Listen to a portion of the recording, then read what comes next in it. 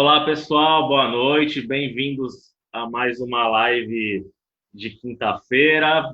Começo com aqueles recadinhos básicos, clichês, né? Quem estiver gostando aí das entrevistas, se inscreve aqui na página, clica em ver primeiro para receber as notificações e depois a gente sobe esses vídeos no YouTube e lá ativa o sininho, faz inscrição no canal. Já quero adiantar a divulgação das próximas lives. No sábado eu vou conversar com o Rodrigo Rema, que é colaborador do site História do Cinema. A gente vai falar sobre os 40 anos do Iluminado.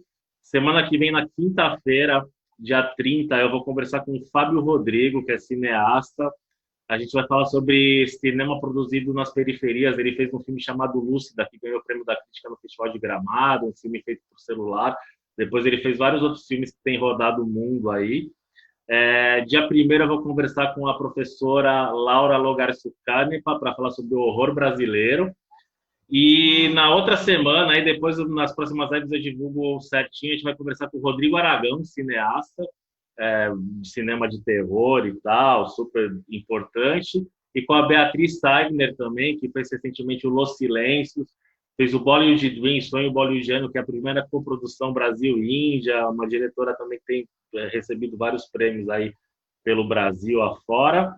E hoje eu tenho o prazer de conversar com o meu orientador de mestrado, o professor doutor Jamer Guterres de Mello, docente do programa de pós-graduação em comunicação da AMB Morumbi, onde desenvolve pesquisa sobre as dimensões micropolíticas no documentário contemporâneo. É doutor em comunicação e informação pela Universidade Federal do Rio Grande do Sul, com estágio de doutorado sanduíche pela Universitat Autônoma de Barcelona, e organizou o livro Anarqueologias das Mídias, da editora Apris. Entre outras coisas, aí a gente vai falar como a história do cinema, a gente vai falar sobre a trajetória profissional do Jamer, falar também sobre as transformações do gênero documentário no cinema contemporâneo, um apanhado aí sobre a situação da educação. Jamer, brigadão aí pela presença. Eu queria que você já começasse falando como é que você se enveredou pela docência.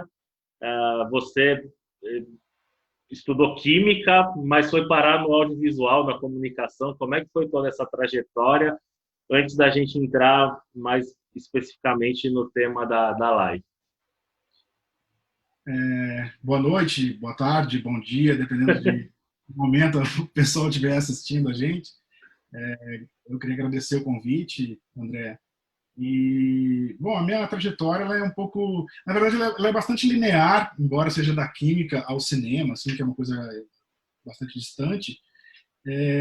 Ao mesmo tempo, uma formação de vários fragmentos, né, muito fragmentada. Assim, eu até costumo brincar com isso, dizendo que é uma formação um pouco Frankenstein, né, um pedaço de cada lugar assim vai compondo um conjunto de coisas a serem pensadas e a serem colocadas em prática.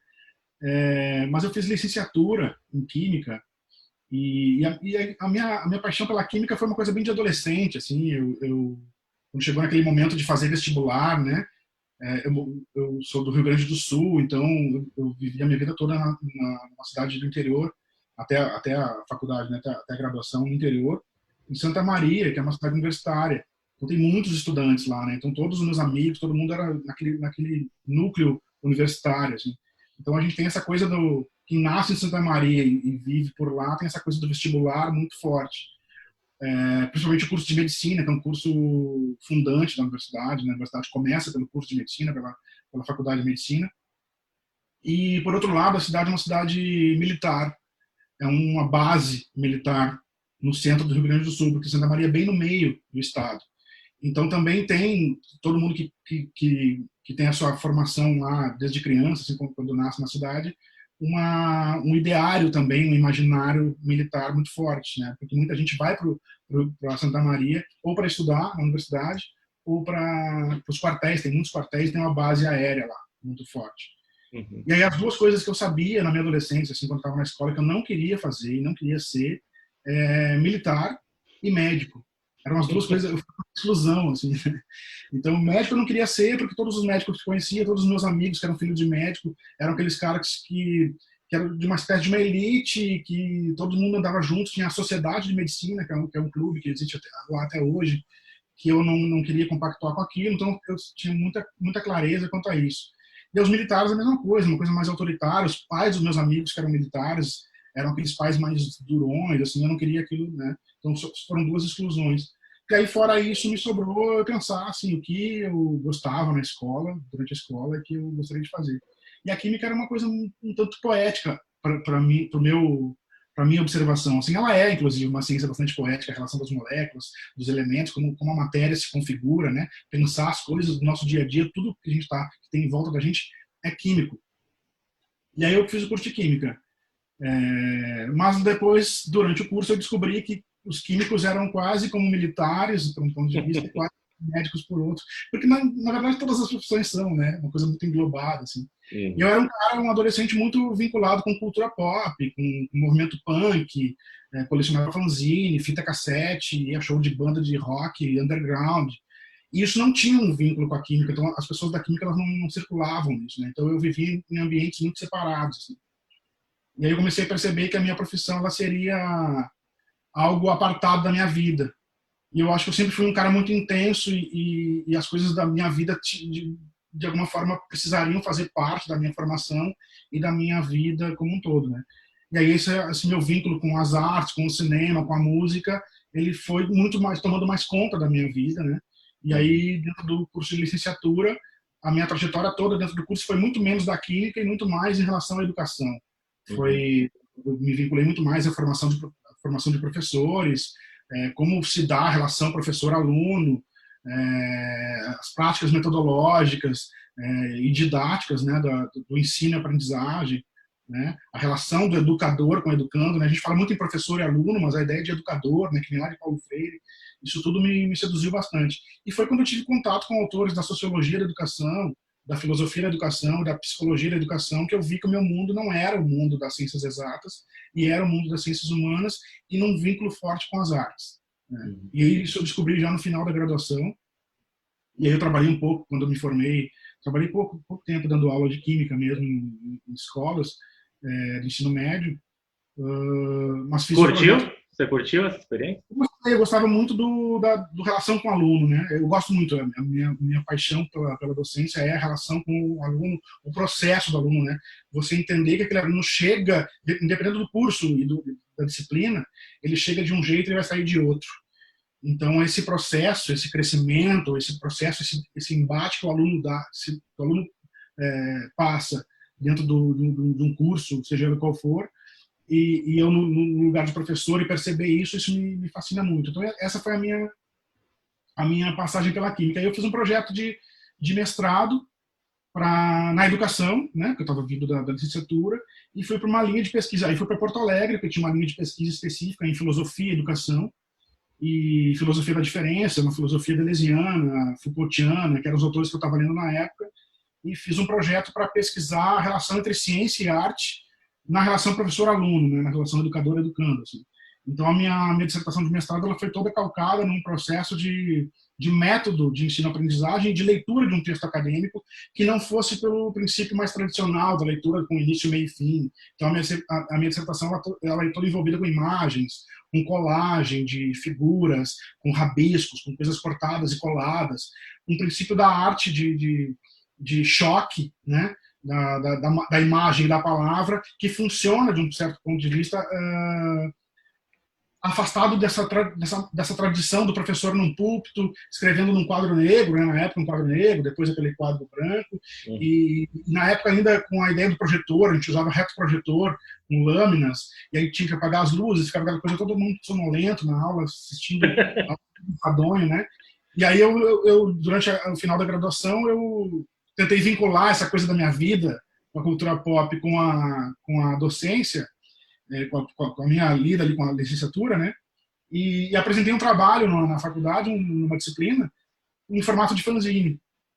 E eu distribuí o fanzine para os meus colegas. Né? Eu fui apresentar o trabalho, em vez de usar o retroprojetor, eu usei fanzine. E quando os meus colegas pegaram o fanzine na mão e ficaram virando aquilo, tentando ler, e num processo de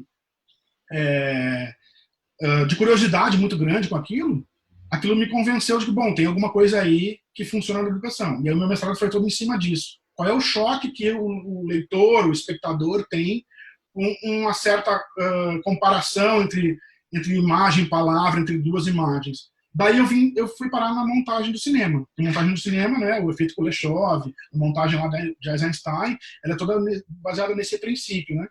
E a justaposição de planos, dando um outro tipo de efeito, um outro tipo de sentido. E aí, no mestrado, eu já usei Godard, usei alguns cineastas, algumas imagens. Claro que o texto todo, né, era no papel, mas a ideia da montagem, desse choque entre imagens e uma espécie de rompimento com um método mais tradicional de ensino-aprendizagem, estava todo calcado ali. E aí eu já fui para o doutorado pesquisando o uso de imagem de arquivo, que, como eu falei lá no início, né, é uma coisa linear, assim, de uma coisa puxa a outra. Aí eu fui para comunicação, para uma linha de pesquisa que pesquisava imagem e audiovisual, para estudar o uso da imagem de arquivo no documentário. Uhum. E aí, nisso, eu entendi que, né, durante a minha pesquisa, que o uso da imagem de arquivo ele muda muito no decorrer de um século, um pouco mais de um século que a gente tem de cinema. Uhum. E no documentário, a imagem de arquivo é muito importante, tanto para os documentários clássicos e expositivos, para uma transformação mais significativa nos últimos anos, que é um pouco do que eu estudei na tese, né?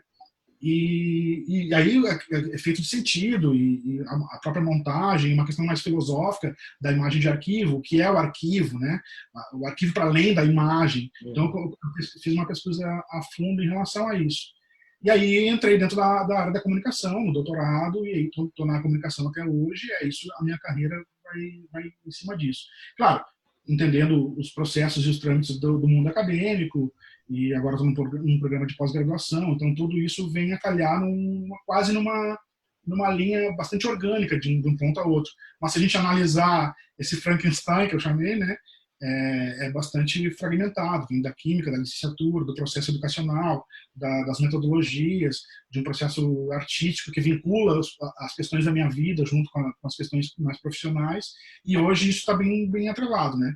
Toda a questão da música, da cultura pop, do cinema, tudo isso está permeado no meu trabalho de uma forma bastante amalgamada. Então, a minha formação foi... Antes, eu vou falar um pouquinho sobre a questão dos fanzines, depois a gente entra já no tema do documentário. Até que você citou o Paulo Freire aí, eu queria que você falasse da importância dele para a educação, na tua carreira, brevemente, porque ele tem uma galera que tem feito uma campanha de desconstrução, tentando, enfim, refazer a trajetória dele, a importância dele, essa galera mais da extrema-direita e tal. Como é que você enxerga isso tudo? Assim? Na verdade, essa resistência a Paulo Freire ela é muito mais demarcada nos últimos anos, principalmente aqui no Brasil, né? Porque no exterior ele não é essa resistência. No Brasil, ela é bastante forte agora, mas ela já existe há algum tempo, justamente por um entendimento de que a educação vai se transformando em algo muito mercantilizado, né?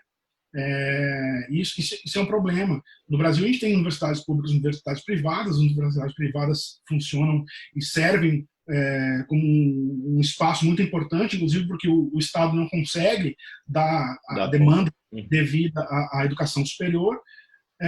As escolas públicas também, né, escolas de ensino fundamental e médio, sempre existiram no Brasil, sempre foi uma educação de muita qualidade em relação a isso. Mas, ao mesmo tempo, as pessoas... isso é uma questão da globalização, né? Do neoliberalismo, principalmente foi muito forte nos anos 90, na Europa e no Brasil, de algo imediato, né? As pessoas precisam estudar para ter algo imediato, né? Então, aquela formação mais profissionalizante, e isso tomou conta um pouco da educação de um modo mais geral no Brasil, né? O Paulo Freire teve uma importância muito forte nos anos 70, nos anos 80, de uma educação emancipadora, justamente por isso, né? Porque ele dizia que a educação não vem apenas de alguém que detém o conhecimento e que, a partir de um fluxo de informações, passa esse conhecimento para um grupo de alunos. O professor também aprende muito com os alunos, então essa dinâmica ela deve ser trabalhada de formas distintas, justamente porque cada um desses educandos, desses alunos, tem habilidades distintas e vão usar essas habilidades de formas distintas, né? Então, prevalecer essas habilidades é importante para o futuro delas, seja imediato, como, sei lá, um emprego, uma prática, seja para transformar a vida dela dentro de uma condição social, de classe social, né? Uhum. E isso já vem de um tempo para cá sendo transformado numa questão muito mais imediata, né? Muito mais incentivo a áreas exatas, as exatas, né? Ou áreas mais funcionais, e etc. Então, Paulo Freire ele acaba tendo, no Brasil, pelo menos, tendo uma importância um pouco menor nos últimos tempos, o que eu acho um erro incrível, e principalmente essa resistência que é bastante infundada, né? Que é um autor muito importante para repensar a educação e como a educação funciona no Brasil. Uhum. A gente teve políticos tentando cortar, chegaram a cortar as verbas para pós-graduações de humanas em universidades públicas também. Não, o Então, sistema uma das transformações no meio acadêmico bastante drásticas desse ano, por exemplo, são as transformações nas bolsas de pós-doutorado, né?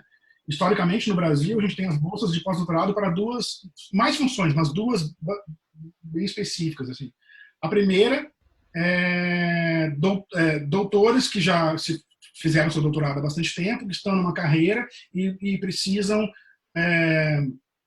ir ou para o exterior ou para algum outro lugar no Brasil, formar outras redes de pesquisa ou aprimorar as suas redes de pesquisa e a sua própria pesquisa. Né? Então, o professor está numa universidade federal, numa universidade particular, e já há 10, 12 anos após o seu doutorado, e ele continua a sua pesquisa ou cria um projeto novo de pesquisa e vinculado a uma bolsa de pós-doutorado, vai estudar em outro centro de pesquisa, etc., no exterior, e por aí vai.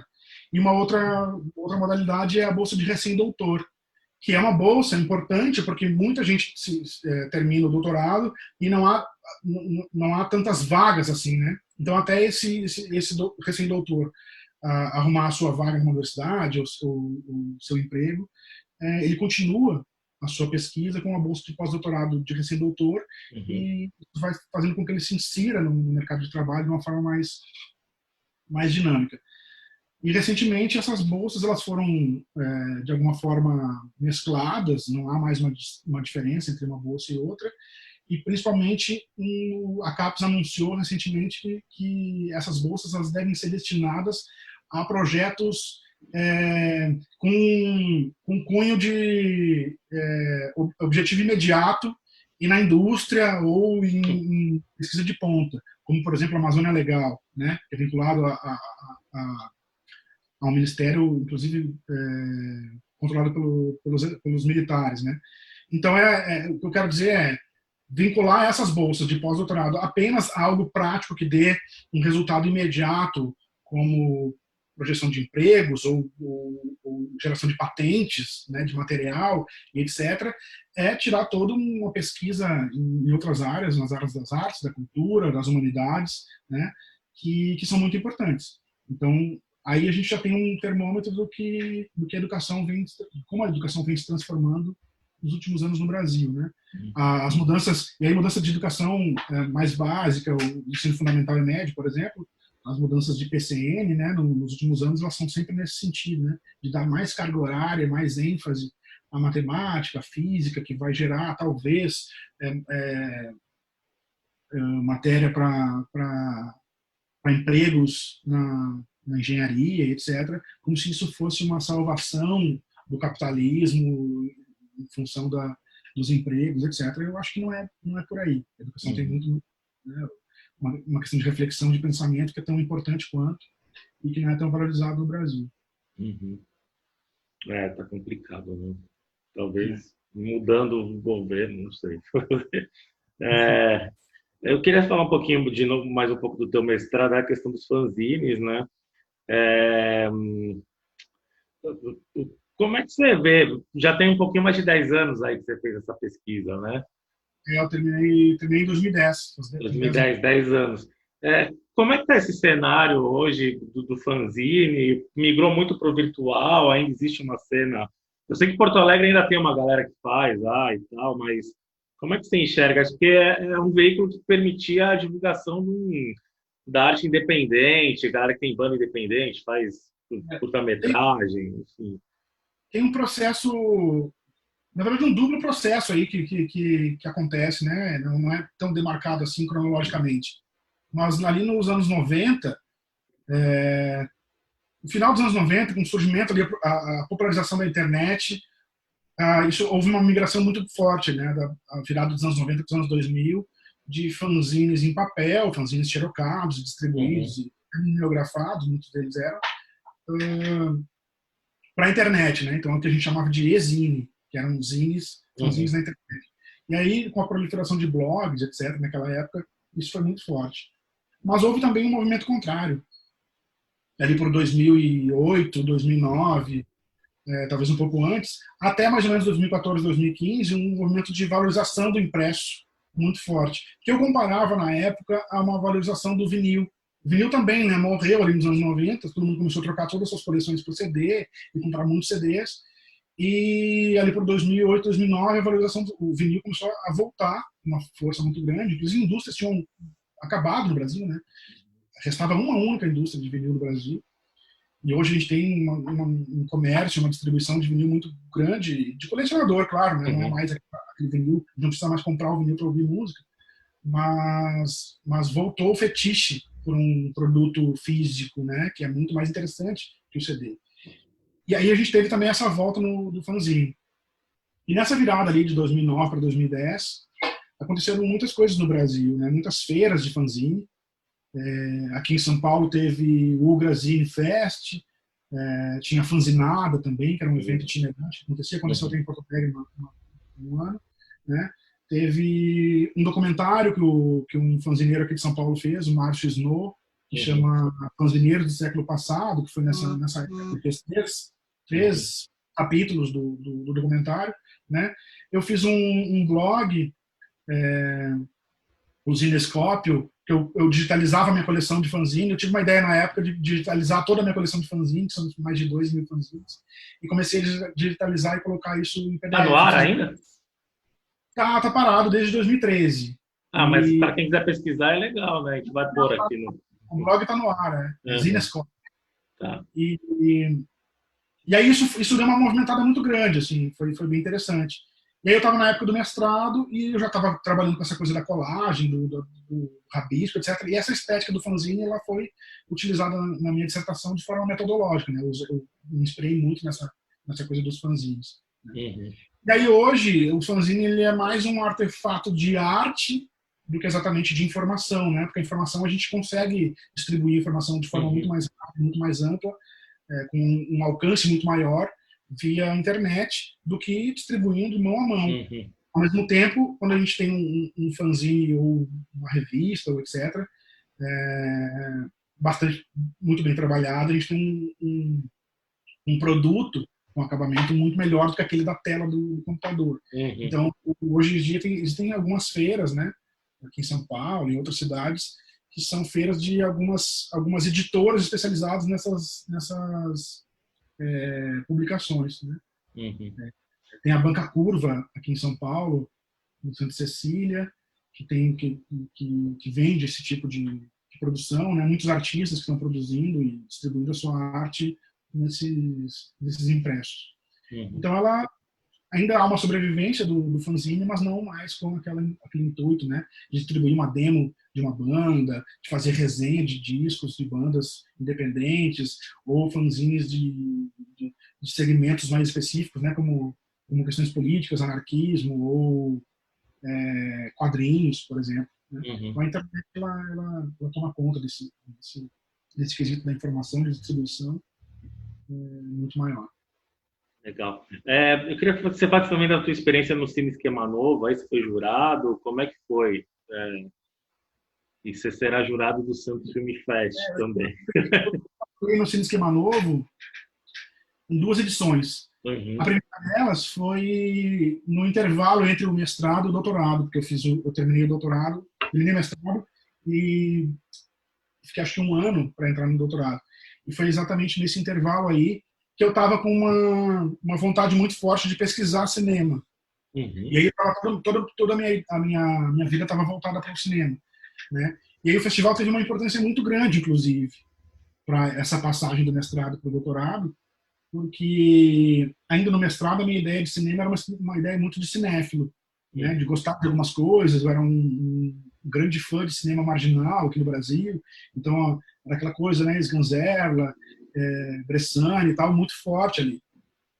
e com um festival, que é um festival que tem um segmento muito forte, né, de cinema e arte, de filmes com outro tipo de narrativa, que não aquela narrativa mais tradicional. Eu acabei conhecendo ali nesse trabalho com o festival muitos cineastas brasileiros e muitas produções distintas daquelas mais tradicionais, né? E aí me abriu um campo ali de conhecimento, até de pesquisa bastante grande. Eu fiz várias entrevistas, não fui júri, não. Eu trabalhei na organização do festival mesmo, com produção de conteúdo e cobertura do festival. Eu era responsável pelo blog do festival. Então eu estava alimentando o blog o dia todo. O que fazia com que eu tivesse contato com todo mundo que estava participando do festival. O Cine Esquema Novo, hoje em dia ele mudou bastante. Mas naquela época ele tinha o intuito de trazer todos os cineastas e trazer vários jornalistas do Brasil inteiro. Então as pessoas circulavam dentro do festival, né? Então a gente encontrava todo mundo lá e os debates eram muito calorosos. Então era uma coisa de estar presente mesmo. E essa coisa da presença era muito forte, de conhecer as pessoas, e eu encontro essas pessoas até hoje. Muitos deles no meio do audiovisual e outros no meio acadêmico também, porque são pessoas que estão ali dentro da pesquisa em cinema, fazendo mestrado aqui ou ali, ou doutorado, e a gente acaba se encontrando no âmbito da Socine, por exemplo. Isso foi também muito definidor ali do que tipo de cinema eu estava disposto a pesquisar, né, cinema mais de arte. Foi aí que eu fiz o meu projeto de doutorado. Meu projeto era para pesquisar, inclusive, cinema brasileiro. Era um projeto, eu mudei o projeto no primeiro semestre do doutorado. Eu ia pesquisar o uso de imagem de arquivo em Santiago, do João Moreira Salles, e Viagem Porque Preciso, Volto Porque Te Amo, do Marcelo Gomes e do Karim Ainus. E logo no primeiro semestre eu já mudei para um cineasta alemão, porque o uso de imagem de arquivo, eu estava assistindo os filmes dele na época, o uso de imagem de arquivo que ele produzia nas obras dele, o Harun Farok, tinha um elemento teórico e filosófico bastante importante que eu queria discutir, né? Que era um tipo de montagem ali, um tanto espacial que ele fazia que me interessava. Ele usava blocos, usava blocos de imagens, e isso me interessava bastante, pensar teoricamente esse tipo de montagem com imagens que inclusive não eram imagens mais tradicionais do cinema. Ele mesmo chamava essas imagens de imagens operativas, que eram imagens de fábrica, imagens de vídeos de ciência, e ele ia transformando aquilo num discurso sobre guerra, por exemplo. Então, ele fazia uma ressignificação dessas imagens que era muito interessante. E isso veio muito da minha experiência com o Cine Esquema Novo. Aí, depois de 2013, já no doutorado, teve uma edição do Cine Esquema Novo expandido, que era a ideia de vincular o cinema muito mais fortemente às artes. Então, aquela edição do festival focou muito mais em vídeo instalação do que no cinema, né, em sala. E aí foram vários participantes e ocuparam uma galeria em Porto Alegre. Então, cada um propôs, comissionado pelo festival, né, alguma instalação para fazer lá em Porto Alegre, nessa galeria. E aí também meu pós-doc, meu pós-doutorado foi na Embi Morumbi, pesquisando vídeo instalação. Então, o cinema tem esse vínculo entre vida e mundo acadêmico e mundo profissional. O Cine Esquema Novo foi um dos elos aí, né, que me trouxe muito mais para um cinema de arte, um cinema vinculado aos centros culturais, ao rompimento desse dispositivo da sala escura, né, projeções em lugares mais abertos, loop, etc., que foi o que eu estudei no pós-doutorado. Sensacional. Vamos entrar agora, então, Eu queria saber aí porque o que engloba essa tua pesquisa atual de dimensões micropolíticas. O que seriam essas dimensões micropolíticas no documentário contemporâneo? Um apanhado geral. E aí depois a gente fala das transformações desse gênero nos últimos 20 anos para cá. E aí a gente vai falar um pouquinho da relação cinema, streaming, TV e tal. Eu comecei a perceber, quando eu estava no pós-doutorado ainda, eu estava com muita vontade de criar um projeto sobre documentário, porque eu tinha feito isso na tese, né? A ideia de imagem de arquivo, especificamente no documentário, mas tinham várias outras questões que me provocavam em alguns filmes, né? Vários filmes, na verdade. A ideia de autorrepresentação, autobiografia, né? O filme em primeira pessoa, né, o cineasta que se filma, né, que se coloca como personagem também do filme.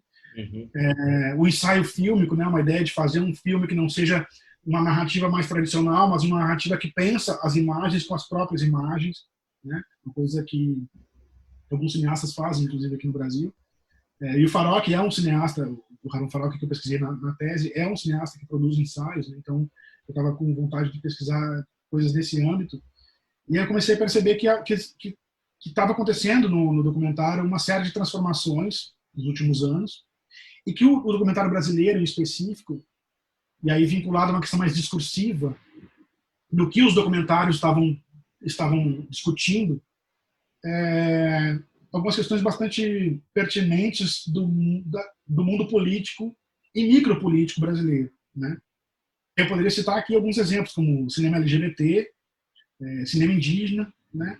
Documentários que são produzidos por pessoas que não são aquelas mais aptas, entre várias aspas, né, a fazer filmes, né? São, né, uma condição necessária para se fazer filmes até então, que é uma equipe que conhece cinema, que produz cinema, né, que consegue recursos para produzir, e o barateamento do custo de se produzir cinema. E essa fuga, ou esse rompimento desse centro, vamos chamar assim, né, de quem detém a produção cinematográfica para as periferias. Eu não gosto muito dessa ideia de cinema periférico, mas geograficamente ela funciona, né? Para as periferias ou para as minorias, cria condições de produzir outros discursos que não são aqueles discursos mais hegemônicos, né? Uhum. Então, olhando, por um lado, uma transformação que vem de muito tempo, uma transformação de linguagem, do uso de imagem de arquivo, do cinema de ensaio, do cinema de autorrepresentação, né, cinema autobiográfico, etc., que aí a gente poderia citar aqui vários autores, né, de Anis Varda a Eduardo Coutinho, que vinham ali problematizando, né, que vinham problematizando essas questões já há muito tempo, para um cinema feito por pessoas colocando como discurso de seus filmes a sua condição social, a sua condição, né, afastada de grandes centros urbanos, por exemplo, né, e poderia citar, por exemplo, Ademir Queiroz, né? É um cineasta que começa em Brasília produzindo exatamente um filme nesse âmbito de Brasília e Ceilândia, né? O que é esse afastamento, o que é o imaginário que o Brasil tem de Brasília e o que Ceilândia representa dentro disso, né? Ou fora disso, já que é um lugar afastado, né? E ele é um cineasta de Ceilândia que vai para Brasília fazer uma graduação e se vê dentro de um lugar, de um espaço universitário bastante de elite, onde ele não se encaixa, né? Uhum. E aí ele vai lá e faz um documentário que é o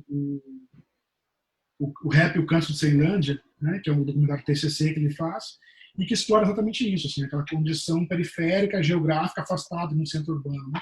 Então, esse tipo de transformação me chamava muita atenção. Uhum. E aí isso será de virada micropolítica, em função do que a gente chamou, muitos teóricos chamaram nos anos 90 de virada subjetiva, né? Então, se a gente tinha uma ideia mais tradicional do documentário, de um filme que tem uma relação entre realizador, personagem e espectador, né? É um realizador que vai em algum lugar filmar um personagem específico e vai mostrar esse personagem para um espectador que não conhece esse personagem, né? Uhum. Jean Rouch, o cineasta que fazia muito isso. Jean Rouch ia para a África, fazia um filme, né, sobre determinados aspectos de uma população que a gente não conhecia, né, e aí a gente começa a ter condições de entender aquela relação social entre essas pessoas sem precisar ir naquele lugar, até porque é um lugar afastado, né. O primeiro documentário na NUC era isso, né. Flaherty vai lá e filma uma comunidade de esquimós, com a qual o espectador não teria contato se não fosse com o filme, né? Uhum. Então tem uma espécie de um olhar ali social, né? Quase como objetificando aquele personagem, né? E aí há uma transformação de cunho subjetiva no documentário, que é muito forte no virada dos anos 80 para os anos 90, né? Surge um pouco na literatura e passa para o cinema, essa subjetivação do próprio cinema, né? O olhar do próprio cineasta se mistura com o personagem, né? E tem uma relação muito mais forte com o espectador, porque o espectador também faz parte desse jogo entre realizador e personagem. Então, sei lá, um filme como Edifício Master, por exemplo, do Eduardo Coutinho. Coutinho. Ele vai para um prédio, né, e tenta conversar com aquelas pessoas, e há uma espécie de simplicidade do cotidiano ali, que é muito próxima do espectador que vai ver aquele filme, né? Há uma identificação. Então, essa subjetividade que permeia o filme, ela é totalmente diferente desse olhar sociologizante dos filmes mais tradicionais do documentário. Então, o documentário deixa de ser um tanto objetivo, e ele nunca foi, na verdade, né, essa objetividade do documentário, esse olhar afastado, ele nunca foi tão pleno assim, mas a linguagem do documentário começa a se transformar em relação a isso. Né? E isso é um que a gente chama de virada subjetiva. O documentário começa a se transformar ali nos anos 90 para uma outra coisa, que mistura muito ali a visão do cineasta e a própria possível participação do espectador nesse jogo. Né? E aí, o que eu estou ainda tateando na minha pesquisa é que está acontecendo hoje, principalmente no cinema brasileiro, uma espécie de virada micropolítica, que é o acesso à produção por pessoas vinculadas a grupos sociais minoritários, produz um discurso sobre essa questão minoritária que é bastante própria da vida dessas pessoas, ou seja, elas têm as condições totais de falar sobre a sua condição de vida. Isso é uma virada micropolítica porque não deixa de ser subjetivo, mas deixa de ser essa virada dos anos 90 e começa a se produzir uma questão política hoje. Né? Então, filmes como os filmes do Odilei Queiroz, por exemplo, produzem isso. Né? Um cara que vivia numa comunidade em que ninguém dali, ou pouca gente dali, fazia uma faculdade, e ele começa a adentrar dentro do mundo do cinema, participar de festivais, participar de... Né, entrar num mundo do cinema que não era o dele, e não é ele entrar dentro desse mundo, é ele trazer esse mundo para o lugar dele, como se esse mundo trouxesse micropoliticamente para dentro do mundo dele, né, e produzir ali. Então, essa é uma tensão muito forte no documentário mais recente, que me provoca pesquisar e tentar entender isso, de que forma isso acontece, quais são as dinâmicas que estão aí colocadas e que tipo de produção vem sendo feita aí. Né? Você falou do Eduardo Coutinho, eu lembrei do Jogo de Cena também, que eu gosto bastante, que ele mistura depoimentos atrizes ou pessoas que não são atrizes, mas que ensaiam discurso também. Né? Um movimento de linguagem muito forte, porque ele coloca essas pessoas na entrevista, né? Uma entrevista com Talking Head, inclusive, que são expedientes muito do documentário clássico, né? Documentário expositivo, mas produz outro efeito com isso, né? Se coloca em cena, faz o jogo, né? Entre as entrevistas que se repetem, o espectador tem uma espécie de choque. Ele, opa, o que é isso? Ela está falando a mesma coisa que outra pessoa falou, e agora? Ela ou é aquela? Né? E aí, atrizes famosas. E aí você pensa, bom, as atrizes famosas, as histórias são das pessoas que a gente não conhece. As atrizes famosas estão só encenando. Mas aí quando a história se repete com duas pessoas que a gente não conhece, aí rompe de novo, né? Então é um rompimento do outro no filme. Isso é um elemento interessantíssimo, né? Que o documentário vem produzindo. Assim. E outras coisas, né? O rompimento entre ficção e documentário já é uma coisa muito batida e muito discutida. Mas até hoje é esse rompimento que faz com que a gente produza coisas muito distintas, né? De dia. Como, por exemplo, o filme da Eliane Café, Era o Hotel Cambridge. A gente exibiu aqui no festival. Produz também um rompimento nessa fronteira de outra forma, né? Não é mais aquela do jogo de cena, é uma outra, uma encenação com a participação dentro daquele prédio com aquelas pessoas, em que a gente já não distingue mais o que é ficcional, o que é documental, porque não importa, porque a produção, o efeito do filme ele se dá em outro âmbito.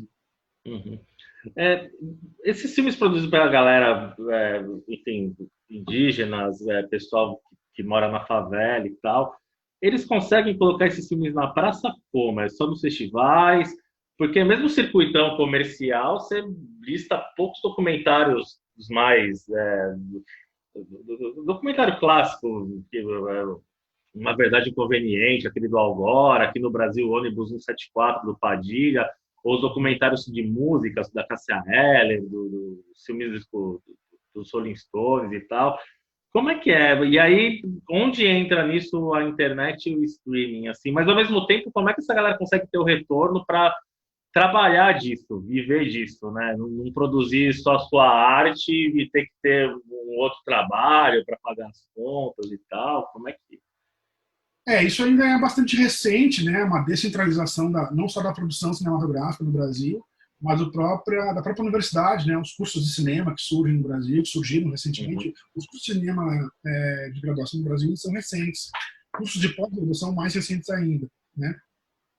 E a descentralização dessas universidades, né? Eu falava do Adley Queiroz, a ideia de Ceilândia e Brasília, a dificuldade, né, de pessoas desses locais periféricos adentrarem ao circuito acadêmico, universitário, mas isso acontece no Brasil inteiro. E o circuito desse tipo de produção ainda é o curta-metragem e ainda é em festivais com temáticas muito mais vinculadas a essa produção. Né? Um exemplo que eu gosto muito de citar nesse sentido é o Cachoeira Doc, que é um festival de documentários que acontece em Cachoeira, no interior da Bahia, no Recôncavo, né? Onde tem a Universidade Federal do Recôncavo, que é um desses elementos de descentralização das universidades federais dos centros urbanos do país, das capitais, né, e adentrar o interior do país. Então, uma universidade de multicamp, né, tem campus em Cachoeira, São Félix, a cidade lá do Caetano, como é, Santo Amaro, e outras cidades bem pequenas no interior da Bahia, com vários cursos distintos, né? E tem um curso de cinema na UFRB, em Cachoeira, e eles produzem lá esse festival Cachoeira Doc. Né? Então, de lá sai uma produção muito, muito interessante. Né? Alguns filmes, longas metragens surgiram de lá, é o Café com Canela. Café com Canela. E aí, né, que é da Rosa Filmes, que é um casal que produz esses filmes que são formados, os dois formados pela UFRB. O Ari Rosa e a... esqueci o nome dela agora. Depois eu lembro. Então, essa produção ainda é uma produção um tanto incipiente, mas é uma produção muito interessante, né? Existem outros grupos, outros coletivos que produzem de forma bastante desvinculada de uma produção mais central, mais industrial, né? Que são importantes. O cinema de Minas, o Fórum Doc é um festival de documentário em Belo Horizonte que é muito importante nesse sentido, é uma produção de Minas muito forte, né? Produção de Pernambuco também, produção do Ceará, né? Fortaleza, Alumbramento, esses coletivos todos que se afastam muito de uma produção mais tradicional e acabam participando dos festivais, obtendo determinados prêmios em festivais e acabam participando de um circuito e alargando esse circuito, né? Isso que é o mais interessante. Né? Não são pessoas de fora desses circuitos que acabam entrando nesse circuito, porque isso é um movimento necessário e que acontece em diversos âmbitos, mas alargando um pouco esse circuito e fazendo com que os olhares se voltem a outros espaços e outros tipos de produção. Né? Mas ainda é uma produção bastante incipiente, que vinha crescendo nos últimos anos, né? Uma hoje de novíssimo cinema brasileiro, que acontece mais ou menos de 2010 para cá, vinha num crescimento e vinha numa produção muito interessante, inclusive de longas metragens de várias regiões do país, mas que hoje a gente, não só pela pandemia, mas pela situação econômica e política que o Brasil passa e atravessa, né? De cortes muito severos nesse sentido e de incerteza, né? O pior é isso. Né? Quando a gente compara, por exemplo, o que acontece hoje com a Ancine e o que aconteceu com a Embrafilme no início dos anos 90 com o governo do Collor, muita gente compara, né? E diz que a gente está vivendo de novo aquilo. Eu acho que a gente está vivendo de novo aquilo, mas em condições muito diferentes, né? Muito piores, inclusive, sobre que é uma coisa que foi muito ruim que aconteceu com o Collor, foi que com o fim da Embrafilme, simplesmente a gente teve um hiato de anos sem produção cinematográfica, muito poucas produções cinematográficas. Isso foi visível e gritante, né?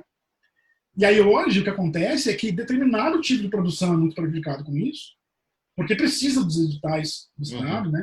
Precisa de fomento estatal para produzir. E isso é importante para pessoas que nem lidam com o cinema, né? É importante que essa produção exista no país, que exista com o fomento do Estado, porque é justamente o que dá condição dessas pessoas entenderem a sua identidade, entenderem a sua condição social, entenderem a sua condição de classe.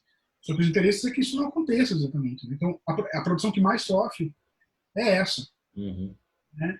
E o grande problema que eu vejo nisso é porque uma certa produção cinematográfica mais industrial e autônoma em relação a fomento estatal, ela continua acontecendo.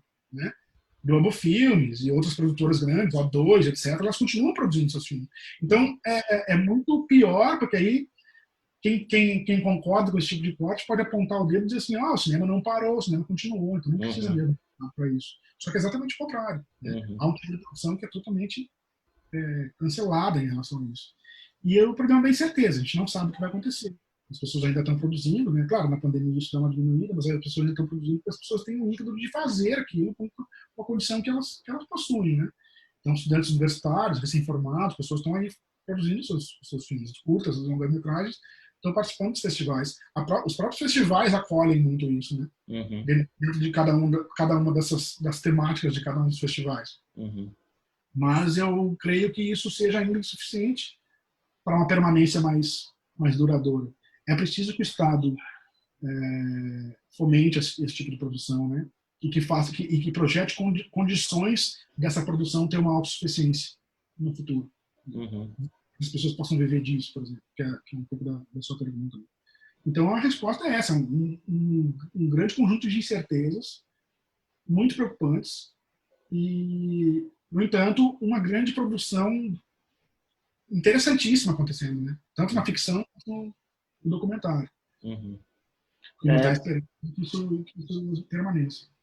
Essas transformações, mudanças estéticas e tal do documentário, você entrou naquela questão o que é cinema, o que não é cinema, festival não aceitar certo tipo de filme porque acha que não se enquadra no que enxerga como cinema.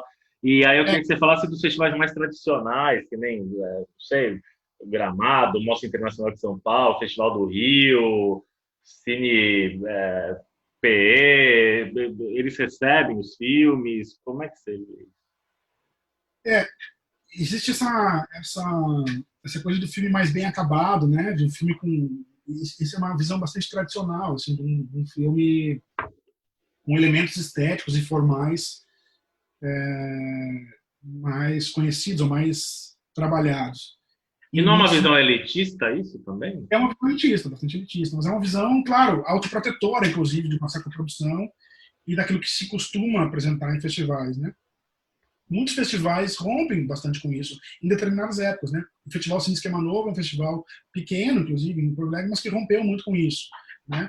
Outros festivais também, Tiradentes é um festival que Mostra Tiradentes. apresenta, né, um certo panorama do que vem acontecendo no Brasil recentemente, assim, sempre o festival em janeiro, né? Então tudo que aconteceu naquele ano anterior é apresentado ali quase em primeira mão. Então tem uma importância muito grande. Mas outros festivais mais tradicionais, como o Festival de Brasília, ou em Pernambuco, os festivais de Pernambuco, eles também tendem a trazer essa produção e apresentar isso, né?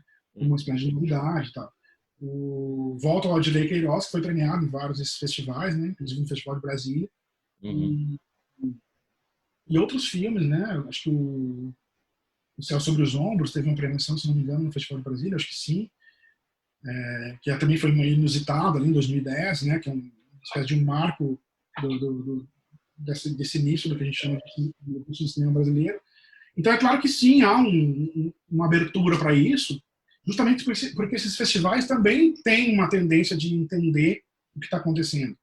Mas não é uma abertura tão ampla, porque há também determinados modos operantes mais tradicionais com os quais os festivais acabam lidando, né?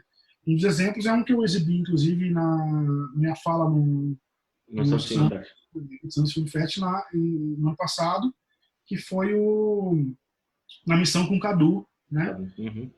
E aí tem um artigo da Amaranta Cedra, que é uma professora lá da Bahia, que é justamente sobre isso, sobre como Na Missão com o Cadu, que espaço existe para esse tipo de filme, né? Que é um filme muito importante do ponto de vista social, inclusive, né? Político, militante, mas ao mesmo tempo, esteticamente, ele é produzido com 2 planos de sequência de uma manifestação na rua, né? Uma repressão violenta da polícia. O que gera aí uma série de questões a serem levantadas, né? Pelo filme e pelos planos de sequências em específico. Mas muitos festivais aceitaram esse filme e outros não. Né? Por que não? Porque é um filme que se difere muito daquele filme mais tradicional, que são a maioria dos filmes inscritos nesses festivais. Uhum. Então ainda é preciso romper com essa visão mais fechada e mais tradicional, criando novas possibilidades, inclusive novos festivais. Isso é uma coisa que o Brasil produz, né? Se a gente for tentar, não sei como está agora, porque a gente está num ano de pandemia, mas a cada ano surgem novos festivais, né? Uhum. Então, a distribuição e a internet funciona muito para isso, né? A distribuição via Vimeo e YouTube, e agora com festivais online.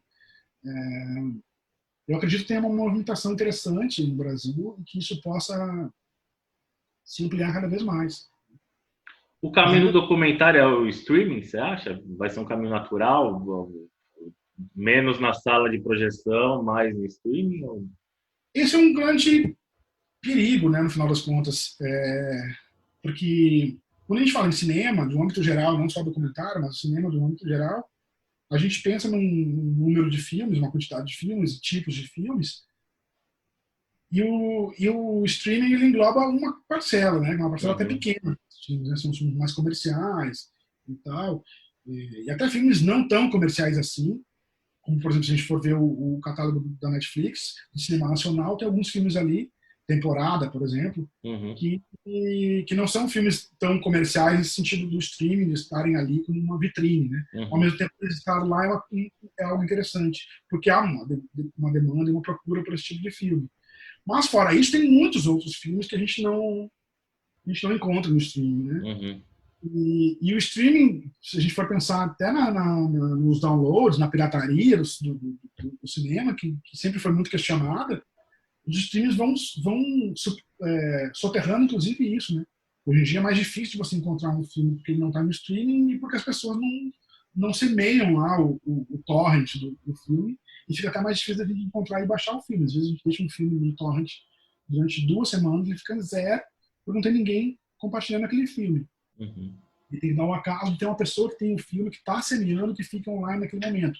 Ou seja, isso é um efeito do streaming, né? Isso é uma questão. Por outro lado, também outros canais de distribuição, né, inclusive de curtas-metragens,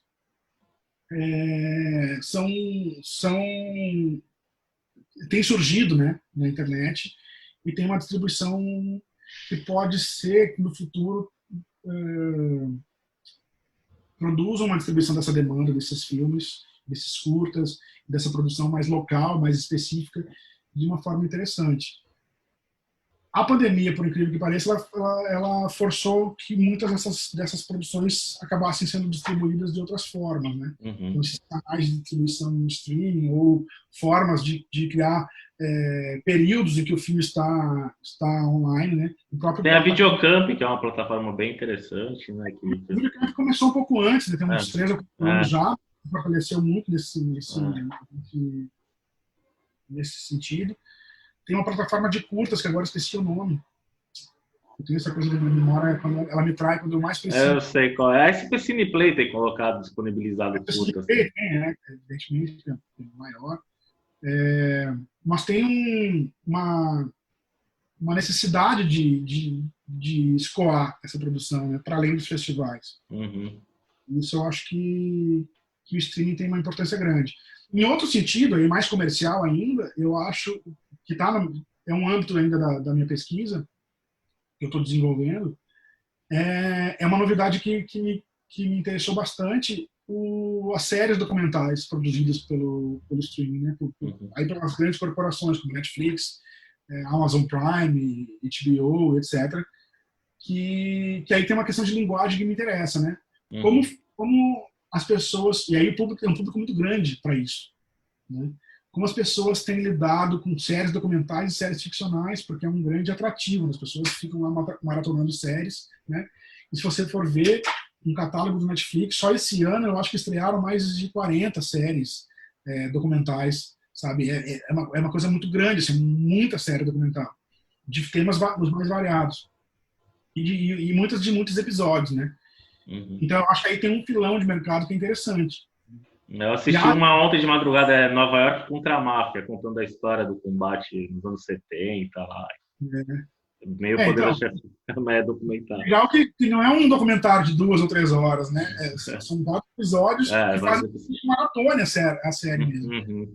E ali um formato narrativo de arcos narrativos, né, entre um episódio e outro, Uhum. que usam, aí tá, muita gente se pergunta, bom, mas é documental, como usa esse arco dramático e cria um elemento dramático para fazer com que a gente, Tem o né, suspense ali, tem tudo. o uso da própria história, que é real, e como você consegue compor essa história e contar essa história num elemento narrativo que faça com que o espectador fique aficionado por isso para o próximo episódio. Eu acho interessantíssimo isso, né?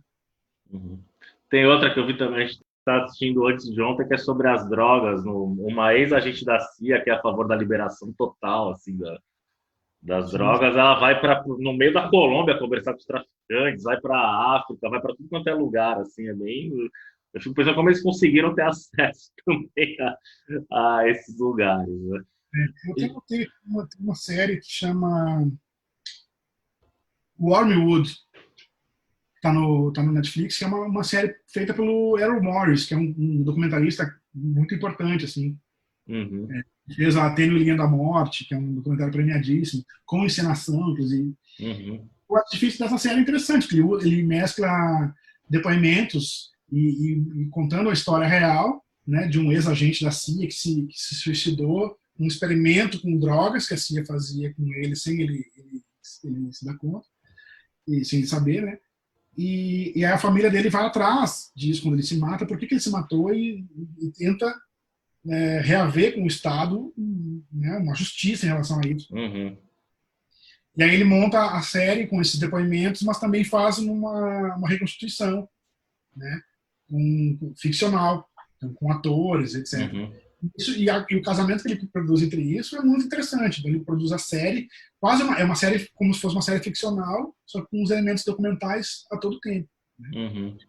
Tem uma outra. Acho que casos arquivados também mistura, né? Essas histórias entrevistando as famílias que perderam o parente e tal, não teve solucionado, mas aí você tem a encenação ali, mas geralmente com os atores com a desfocado, não mostra o rosto do ator, assim, é uma coisa meio. Jamer, qual é o legado que você quer deixar para a tua pesquisa? O que você acha que.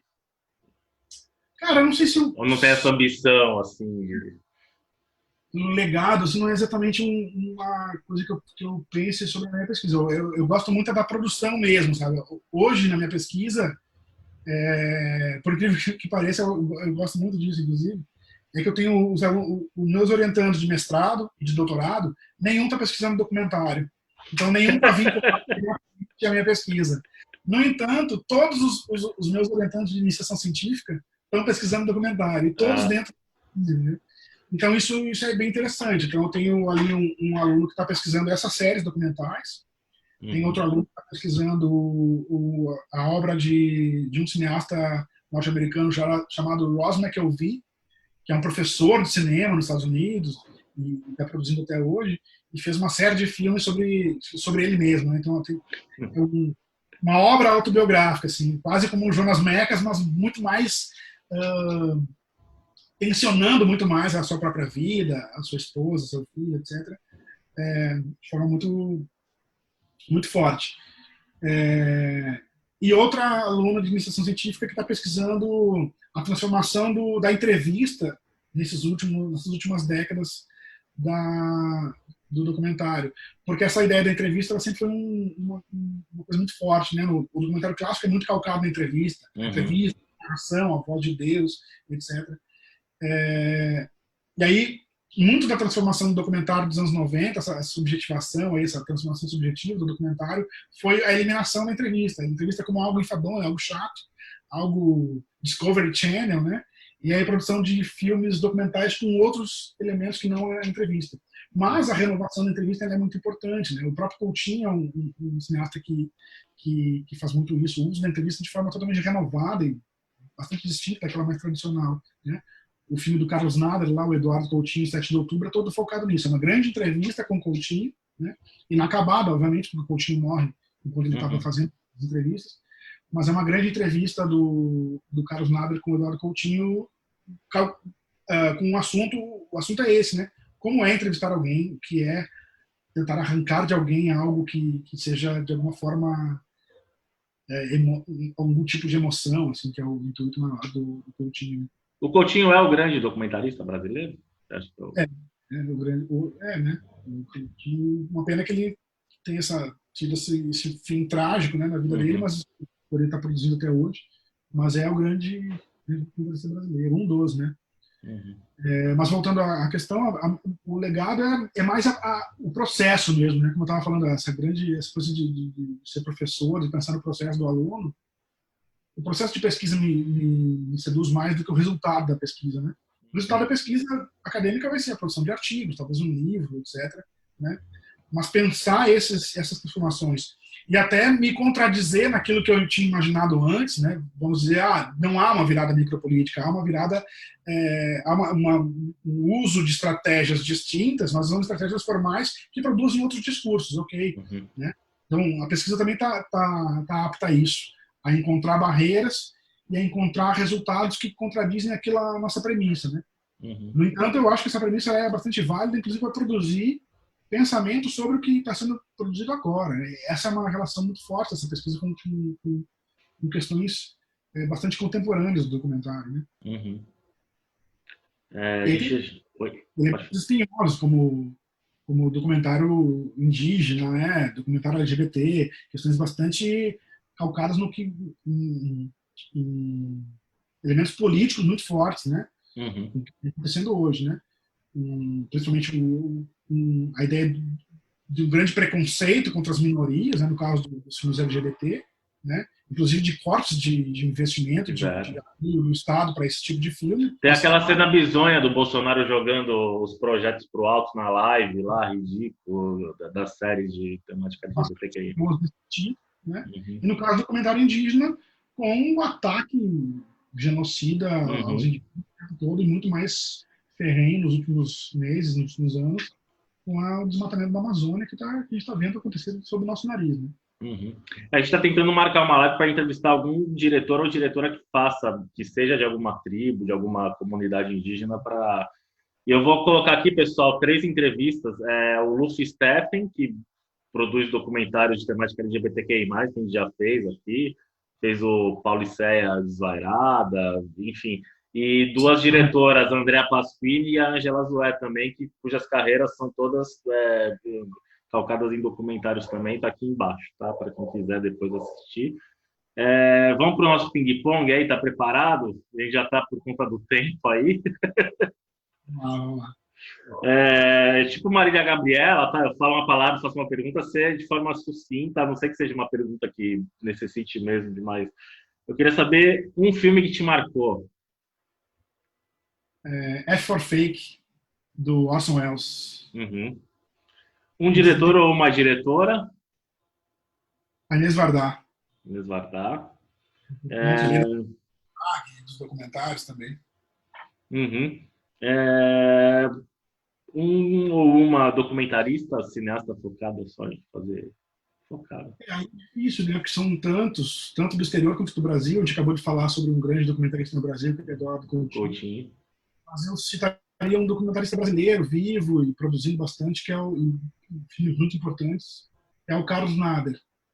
Carlos Nader fez Pancinema Permanente, Paixão do JL, O Homem Comum, filmes muito premiados no É Tudo Verdade, mas não só no É Tudo Verdade, em outros festivais, mas é um cara muito produtivo e com elementos estéticos e estilísticos muito, muito bons. Assim. Um livro?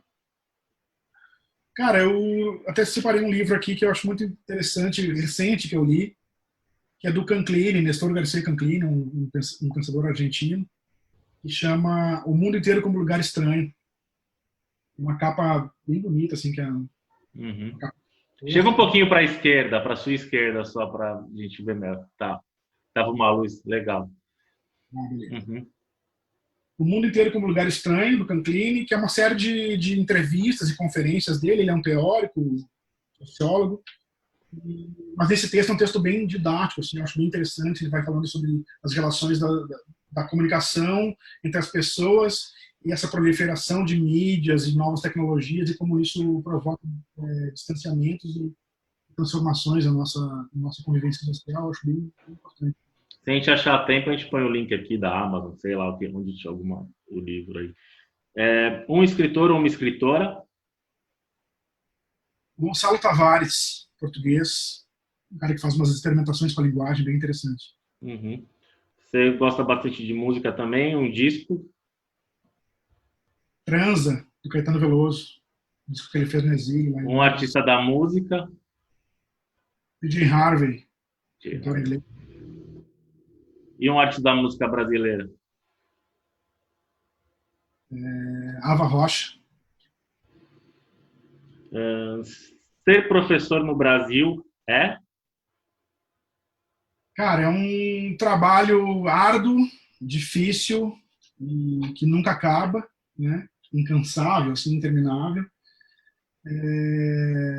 Pouco valorizado do ponto de vista institucional, e embora muito valorizado do ponto de vista popular, né? Pelas pessoas em si, sempre todo mundo tem o professor como ou a professora como uma coisa importante, ainda assim com um efeito político muito pequeno.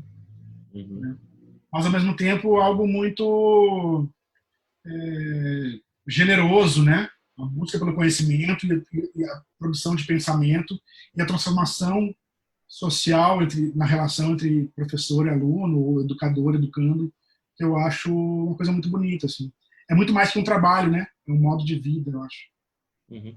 Quando você diz pouco valorizado, seria o quê? Pelo poder público, por quem comanda o país? É uma profissão, hoje no Brasil, principalmente, ela é muito pouco valorizada, né? Uhum. Em todos os âmbitos, assim, no meio público e no meio privado. Muito reconhecida, Uhum. popular, aí que tá, no nosso convívio, Uhum. mas é pouco valorizado, no final das contas, né? Uhum. Aquela velha piada, né? O que você faz? Só dar aula? Quase isso, é como se fosse, né? Dar aula é uma coisa pequena em relação ao que o professor tem capacidade de fazer e é o que ele faz, né? Por isso que é uma profissão muito interminável, assim, não se conclui nunca. É um processo de aprendizagem o tempo todo. Uhum. Aí, uma pergunta que eu sempre tenho feito aqui para os convidados, né? O que é a arte?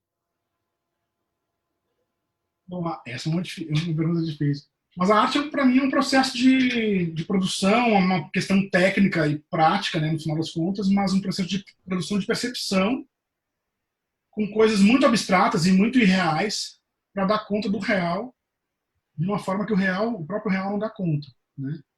Uhum. Então, algo que hoje em dia tende a ser taxado como algo desnecessário, em alguma medida, mas que é cada vez mais necessário, né?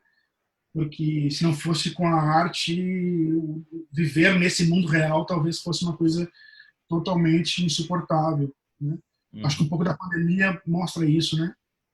Uhum. Muita coisa com que a gente não precisa conviver no nosso dia a dia na pandemia. Agora, Uhum. sem cinema, sem literatura, talvez a pandemia fosse realmente insuportável. Uhum. Eu acho que a arte é isso. Eu acho que a arte dá conta do real com coisas muito irreais e abstratas de uma forma que o real não consegue. Jammer por Jammer? Difícil essa também. Cara, um cara muito simples e muito. Eu sempre costumo dizer, né? Um gaúcho não praticante, porque isso é importante também dizer, né? Gaúcho não praticante. Um praticante que não tem, nunca deixa de ser gaúcho, mas ao mesmo tempo não leva essa bandeira, essa identidade gaúcha mais Uhum. caricata por aí. Então, até com os meus alunos, eu brinco muito com os alunos, acho que eu sou um cara muito cara fechado, muito brabo, emburrado, quando na verdade eu sou um cara muito afetuoso e gosto de estar sempre. Eu sei. A gente convive um pouco, mas dá para perceber isso, assim, né? Então, isso, um cara muito simples e de muito afeto E é isso, assim, eu gosto da simplicidade das coisas, tem muito a ver. Você falou que não leva a bandeira. Você é Grêmio ou Inter ou nenhum dos dois? Sou Inter. Inter? E você se adaptou bem em São Paulo? Sentiu Sim, muita diferença? gosto muito de São Paulo. Uhum. Vim para São Paulo numa fase já de ruptura com o Rio Grande do Sul, com Porto Alegre. Assim, eu já estava há 10 anos em Porto Alegre e vim para São Paulo mudando de vida mesmo, então eu encarei São Paulo como uma grande mudança, né? Uhum. E fiz uma tatuagem que é não sei se vai dar para ver, mas é um cara carregando uma caixa, Uhum. simboliza, fiz quando eu vim para cá, que simboliza a minha mudança de vida, assim, para uma nova cidade. E São Paulo é essa cidade bem bizarra, bem caótica, todo mundo sabe, mas ao mesmo tempo é uma cidade em que tudo acontece e tem tudo ao mesmo tempo. Você consegue aproveitar a vida cultural, assim, na medida do possível? É possível, né? Consigo. Eu levei alguns meses para entender que muita coisa eu ia perder. E aí eu comecei a me Uhum. frustrar. Sabe? Pô, não consegui ir na sessão tal, não consegui ir na peça tal, não consegui assistir tal coisa, não consegui ir a tal show. E aí eu pensei, não posso assistir tudo, porque não tem como, não tem como dar conta de tudo. Né? A maioria das coisas eu vou perder. Aí quando eu Uhum. entendi, eu fiquei bem mais tranquilo. Mas eu adoro São Paulo, acho uma cidade incrível. Gosto muito daqui, pretendo ficar aqui por muito tempo. Jamer, queria te agradecer já, obrigado aí, meu orientador do mestrado, espero que seja doutorado, se tudo der certo. Fica à vontade para deixar um recado para quem está acompanhando a gente aí, deixa uma mensagem. Cara, eu vou deixar uma mensagem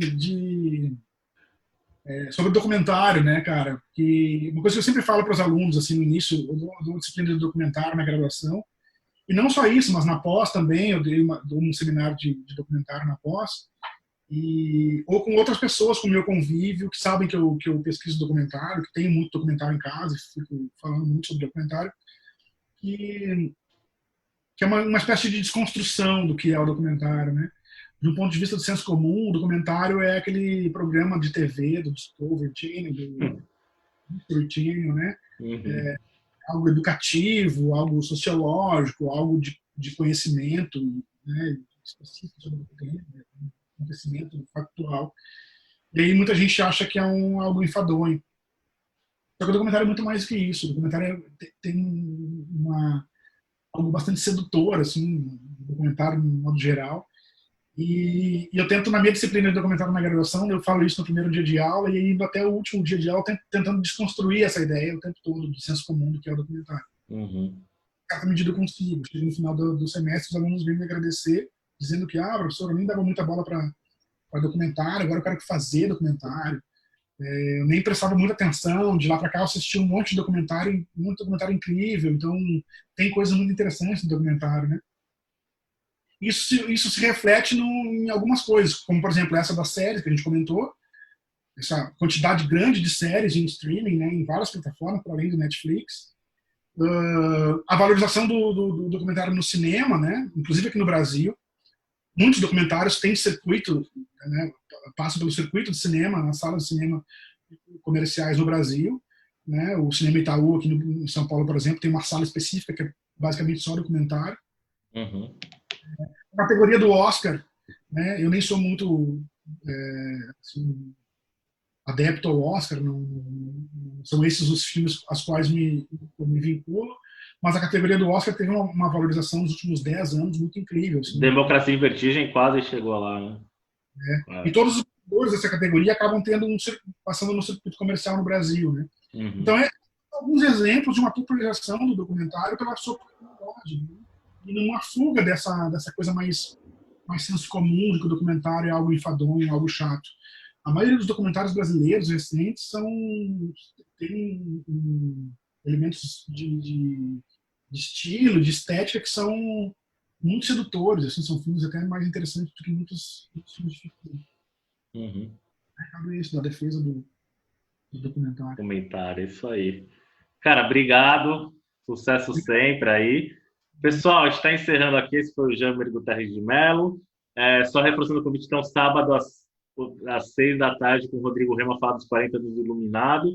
Semana que vem, na quinta-feira, com o Fábio Rodrigo, diretor, roteirista, produtor. A gente vai falar sobre o cinema produzido na periferia. Ele já ganhou vários prêmios aí. No outro sábado, com a Laura Logarcio Canepa para falar sobre o horror brasileiro. E depois, na outra semana, 2 diretores super importantes, que são o Rodrigo Aragão e a Beatriz Steiner, aí também estão com carreiras super legais aí, Brasil afora, tá bom? Valeu, Jamer. Obrigado. Tchau, tchau, pessoal. Valeu. Eu só queria dizer que a Cyber Ah, fez um filme maravilhoso recentemente, que é o Los Silêncios, né? Los Silêncios, Los Silêncios. A gente exibiu no festival, no São Cine Fest, e ela, em 2014, veio na Mostra Cine Brasil Cidadania com o Bollywood Dream, que ela foi para a Índia com 2 atrizes amigas e fez um filme também que é bem interessante também. Bacana, bacana. Valeu. Valeu, tchau, tchau.